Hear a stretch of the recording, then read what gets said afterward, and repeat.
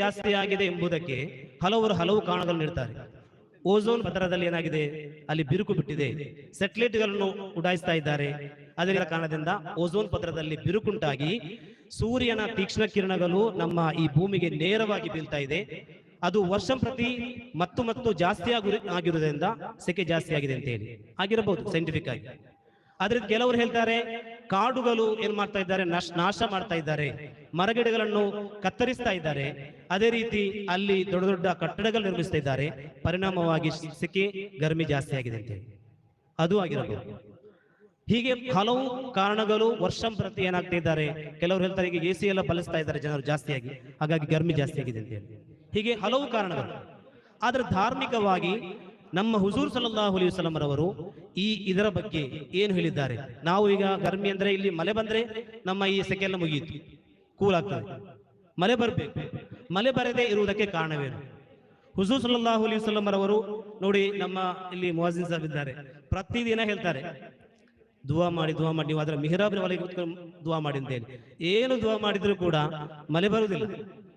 ಅಲ್ಲಿ ಸಂತೆಕಟ್ಟೆವರೆಗೆ ಮೊನ್ನೆ ಬಂತು, ಅಲ್ಲಿಂದಲೇ ಹೋಯ್ತು, ಗಾಳಿ ಬಂದು ಅಲ್ಲಿಂದಲೇ ಹೋಯ್ತು, ಈ ಕಡೆ ಇಲ್ಲ. ಎಷ್ಟರವರೆಗೆ ಅಂದರೆ ಎಂತಹ ಸೆಕೆ ಅಂದರೆ ಮುಅಜ್ಜಿನ್ ಸಾಹೇಬ್ ಹೇಳ್ತಾರೆ, ನಾನು ಕೂಡ ನೆಲದಲ್ಲೇ ಮಲಗುದು ಈಗ, ಅಷ್ಟು ಸೆಕೆ. ಹಾಸಿಗೆಯಲ್ಲಿ ಮಂಚದಲ್ಲಿ ಮಲಗಲಿಕ್ಕೆ ಆಗುದಿಲ್ಲ, ಅಷ್ಟೊಂದು ಸೆಕೆ ಇದೆ. ಕೆಲವೊಮ್ಮೆ ರಾತ್ರಿವರೆಗೂ ಕೂಡ ನಿದ್ದೆ ಬರುವುದಿಲ್ಲ. ಯಾಕೆ? ಹುಜೂರ್ ಸಲ್ಲಲ್ಲಾಹು ಅಲೈಹಿ ವಸಲ್ಲಂ ರವರು ಮಳೆ ಬರದೇ ಇರುವುದಕ್ಕಾಗಿ. ಈಗ ಮಳೆದ ಸಮಯ ಆಗಿಲ್ಲ, ಇನ್ನು ಜೂನ್ ಬರ್ಬೇಕಷ್ಟೇ. ಕೆಲವು ಕಡೆಯಲ್ಲಿ ಜೂನ್ ಆದರೂ ಕೂಡ ಮಳೆ ಬರುವುದಿಲ್ಲ. ಯಾತಕ್ಕಾಗಿ? ಹುಜೂರ್ ಸಲ್ಲಲ್ಲಾಹು ಅಲೈಹಿ ವಸಲ್ಲಂ ಈ ಬಗ್ಗೆ ಏನು ಹೇಳಿದ್ದಾರೆ ಎಂದು ನಾವು ತಿಳಿಯೋಣ.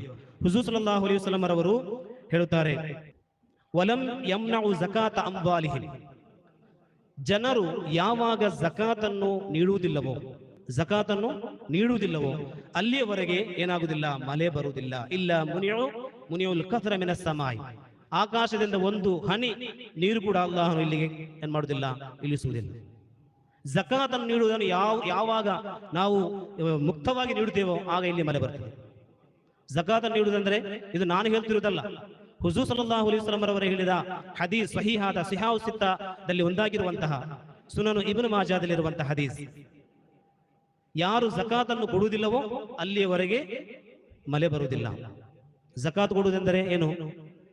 ಕೆಲವರಿದ್ದಾರೆ ಅತ್ಯಂತ ಸೂಕ್ಷ್ಮವಾಗಿ ಜೀವಿಸುವವರು, ತಮ್ಮ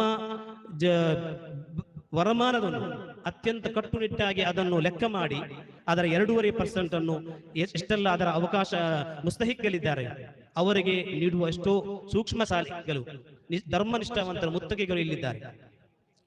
ಉದಾಹರಣೆಗೆ ಹೇಳುವುದಾದರೆ, ಒಬ್ಬರ ಬಳಿ 1 ಕೋಟಿ ಹಣ ಇರುವುದಾದರೆ ಅವರು ಅದರ 2.5% ಹಣ ಜನರಿಗೆ ಕೊಡಬೇಕು. ಎಲ್ಲರಿಗಲ್ಲ, ಬಡವರಿಗೆ, ಫಕೀರ್, ಮಿಸ್ಕೀನ್, ಸಾಲಗಾರ, ಅದೇ ರೀತಿ ನವ ಮುಸ್ಲಿಂ, ಅದೇ ರೀತಿ ಯಾತ್ರಿಕ, ಮುಸಾಫಿರ್, ಇವರಿಗೆಲ್ಲ ನೀಡಬೇಕು. ಈಗ ನಾವು ಹೇಳುದು 1 ಕೋಟಿ ಒಬ್ಬರ ಮನೆ ಇದ್ರೆ 2.5 ಲಕ್ಷ ನೀಡಬೇಕು. 1 ಲಕ್ಷ ಇದ್ದರೆ 2.5 ಅವರು ಝಕಾತ್ ನೀಡಲೇಬೇಕು. ಯಾರು ಇಷ್ಟು ಗಮನಿಸಿ ಸೂಕ್ಷ್ಮವಾಗಿ ಗಮನಿಸಿ ಯಾರಿಗೆ ಕೊಡ್ತಾ ಇದ್ದಾರೆ. ಈ ಕೊಡದ ಕಾರಣದಿಂದ ಇಂದು ಶ್ರೀಮಂತರು ಮತ್ತು ಬಡವರ ನಡುವಿನ ಅಂತರ ಜಾಸ್ತಿ ಆಗ್ತಾ ಇದೆ. ಬಡವರು ಬಡತನದಲ್ಲೇ ಇದ್ದಾರೆ. ಒಂದು ವೇಳೆ ಶ್ರೀಮಂತರೆಲ್ಲರೂ ಕೂಡ 2.5% ಅನ್ನು ಲೆಕ್ಕ ಹಾಕಿ ಕ್ರಮಬದ್ಧವಾಗಿ ಅವರು ನೀಡುತ್ತಾ ಇದ್ದಾರೆ, ಇಲ್ಲಿನ ಎಲ್ಲರ ಬಡತನ ಕೂಡ ನೀಗಿಸಲಿಕ್ಕೆ ಸಾಧ್ಯವಾಗ್ತಾ ಇತ್ತು. ಆದ್ರೆ ನೀವು ಕೇಳ್ಬೋದು, ಮಳೆ ಬರ್ತಾ ಇದೆಯಲ್ಲ, ಝಕಾತ್ ಕೊಡದವರು ಇದ್ದಾರೆ, ಮಳೆ ಬರ್ತಾನೆ ಇದೆ. ಹುಜೂರ್ ಸಲ್ಲಲ್ಲಾಹು ಅಲೈಹಿ ವಸಲ್ಲಂ ಹೇಳಿದಂತ ಈ ಹದೀಸಿನ ಮುಂದುವರಿದ ಭಾಗದಲ್ಲಿ ಪ್ರವಾದಿ ಸಲ್ಲಲ್ಲಾಹು ಅಲೈಹಿ ವಸಲ್ಲಂ ಹೇಳ್ತಾರೆ, ವಲೌಲಲ್ ಬಹಾಯಿಮು ಲಂ ಯುಮ್ತರು, ಒಂದು ವೇಳೆ ಇಲ್ಲಿ ಬಹಾಯಿಮ್ಗಳು, ಜಾನುವಾರುಗಳು ಇಲ್ಲದೆ ಇರುತ್ತಿದ್ದರೆ ಅಲ್ಲಾಹನು ಇಲ್ಲಿಗೆ ಮಳೆಯ ಹನಿ ಕೂಡ ಇಲ್ಲಿ ಇಳಿಸ್ತಾ ಇರಲಿಲ್ಲ. ಜೀವಜಾಲಗಳ ಮೇಲೆ ಏನೆಲ್ಲ ಜಾನುವಾರುಗಳಿವೆಯೋ ಅದರ ಮೇಲೆ ಕರುಣೆ ತೋರಿ ಅಲ್ಲಾಹನು ಮಳೆಯನ್ನು ವರ್ಷಿಸ್ತಾ ಇದ್ದಾನೆ. ಇಲ್ಲದಿರುತ್ತಿದ್ದ ನಮಗೆ ಮಳೆ ಇಲ್ಲ. ಆದ್ದರಿಂದ ಇಂದಿನ ಈ ಪ್ರಸ್ತುತ ಸನ್ನಿವೇಶದಲ್ಲಿ ನಾವು ಎದುರಿಸುತ್ತಿರುವಂತಹ ಅತ್ಯಂತ ಶೆಕೆಯ ಅಂತ ಒಂದು ವಾತಾವರಣದಲ್ಲಿ ನಾವು ಚಿಂತಿಸಬೇಕಾದಂತಹ ಒಂದು ಕಾರ್ಯವಿದೆ. ನಾವು ಧಾರ್ಮಿಕವಾಗಿ ಯಾವಾಗ ನಾವು ಅದನ್ನು ಮೈಗೂಡಿಸಿ ನಾವು ಬದುಕುತ್ತೇವೋ ಅಲ್ಲಾಹನ ಆ ರಹಮತ್, ಅಲ್ಲಾಹನ ಬರಕತ್ ಯಾವಾಗಲೂ ವರ್ಷಿಸುತ್ತಲೇ ಇರ್ತದೆ. ಅಲ್ಲಾಹನು ಎಲ್ಲರಿಗೂ ಯಾರಿಗೆಲ್ಲ ಅಲ್ಲಾಹನು ಆರ್ಥಿಕವಾದ ಸಾಮರ್ಥ್ಯವನ್ನು ಅಲ್ಲಾಹ ನೀಡಿದ್ದಾನೆ, ಅಲ್ಲಾಹನವರಿಗೆ ಝಕಾತನ್ನು ಕ್ರಮಬದ್ಧವಾಗಿ ನೀಡುವ ಸೌಭಾಗ್ಯವನ್ನು ಅಲ್ಲಾಹ ನೀಡಲಿ.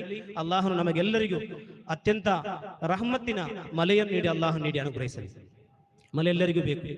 ಕೃಷಿ ನಾವೇನಾದ್ರೂ ಉಣ್ಣಬೇಕಾದ್ರೆ ಮಳೆ ಬೇಕು, ನೀರು ಕುಡಿಬೇಕಾದ್ರೆ ಮಳೆ ಬೇಕು. ಎಲ್ಲದಕ್ಕೂ ನಮ್ಮ ಪ್ರಾಣಿ ಜೀವಜಾಲ ಎಲ್ಲದಕ್ಕೂ ಕೂಡ ನೀರು ಬೇಕು. ಆದ್ದರಿಂದ ನಾವು ಎಷ್ಟು ಪ್ರಾರ್ಥಿಸಿದರೂ ಕೂಡ ನೀರು ಮಳೆ ಬರದೇ ಇರುವುದಕ್ಕೆ ಕಾರಣ ಯಾವುದು ಅಂತ ಹೇಳಿ ನಿಮಗೆ ಮನವರಿಕೆ ಆಗಿರಬಹುದು. ಇನ್ನು ನಾವು ಬದುಕುವ ಶೈಲಿ,